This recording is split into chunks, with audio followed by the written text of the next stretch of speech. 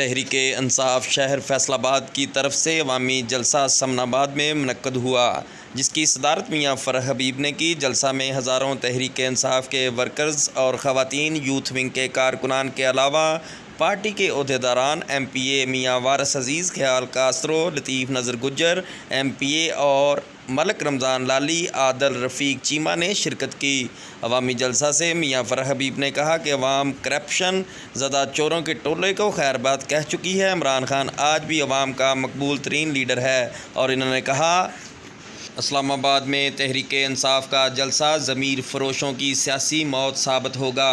ये राजा रियाज हमारी party ticket के लिए तरले करता था, पार्टी से गद्दारी इन्हें अवाम माफ़ नहीं करेगी। कैमरामैन टीम के साथ Haji Amin Khokhar, channel 1/1 news HD Faisalabad. हिम्मत वाले मेरे बुजुर्ग नौजवान आज ही जलसे में जाने को तैयार हैं। नमूस के ऊपर हमला किया जाता था।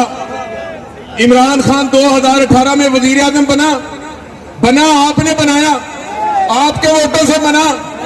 जब आपके वोटों से इमरान खान बना तो उसने एक बात की थी कि ना मैं खुद सर झुकाऊंगा, ना मैं अपनी कौम का सर झुकने दूंगा। और इमरान खान ने उससे एक कदम बढ़ के काम कर दिखाया।